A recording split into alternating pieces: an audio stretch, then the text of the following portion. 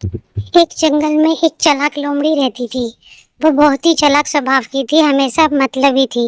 اور اسی کی جگہ ایک سارس رہتا تھا جو جنگل میں بہت ہی محنتی اور اچھے स्वभाव کا تھا، جس سے جنگل کے سبھی واسی خوش تھے۔ وہ ڈیلی مچھلیاں پکڑتا اور اپنے سوادشٹ مچھلیاں کھاتا، لیکن اس کو لومڑی دیکھتی رہتی تھی کہ یہ سوادشٹ مچھلیاں کھاتا ہے، کاش میں بھی مچھلی کھا پاتا۔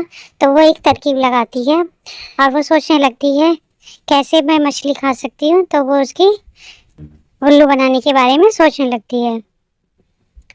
تو سارس کے پاس جاتی ہے اور کہتی ہے، واہ تم کتنے سندر ہو، تم کتنے پیارے لگتے ہو، پورے جنگل میں تمہارے سے زیادہ کوئی محنتی نہیں ہے، اور اتنی پیاری پیاری سواد مچھلیاں پکڑ کے تم کھاتے ہو، اور ہم میں تو ایسا بالکل بھی گڑ نہیں ہے۔ ایسے کر کے وہ اس کو سروشریشٹھ بنا دیتی ہے۔ سارا سوچنے لگتا ہے ہاں شاید یہ سچ بول رہی ہے، اور وہ خوش ہو جاتا ہے۔ اب جو لومڑی کا جال ہوتا ہے یہ چالاکی والا، اس میں وہ سارا بیچارہ پھنس جاتا ہے اور اس کو مچھلیاں دینا اسٹارٹ کر دیتا ہے۔ پہلے وہ اس کو ایک مچھلی دیتا ہے۔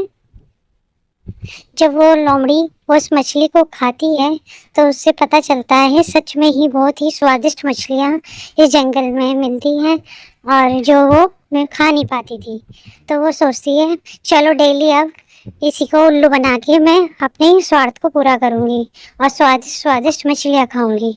ایسے ہی وہ لومڑی ڈیلی اس کے پاس جاتی ہے، جھوٹی تعریف کرتی ہے اور خوب ساری مچھلیاں کھانا اسٹارٹ کر دیتی ہے۔ روز کا ہی اس کا یہ کام بن جاتا ہے۔ ایسا ہونے کی وجہ سے جو سارس اپنے لیے مچھلیاں پکڑتا تھا، اب وہ لومڑی کے لیے پکڑنا شروع کر دیتا ہے۔ ایسے کرتے کرتے جو اس کا بھوجن تھا وہ اس میں اب کمی آنے لگتی ہے، اور وہ کچھ ناراض ہونے لگتا ہے، جو میں محنت کرتا ہوں مجھے اب مچھلیاں بھی کھانے کو نہیں ملتی، میں ساری لومڑی کھا جاتی ہے۔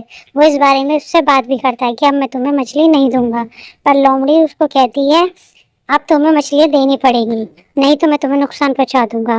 اسے ڈرا دھمکا دیتا ہے۔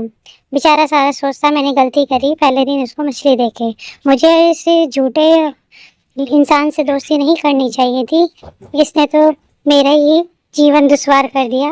اب میں کبھی بھی ایسے لوگوں سے دوستی نہیں کروں گا، لیکن اب اس کے پاس کوئی چارہ نہیں ہوتا۔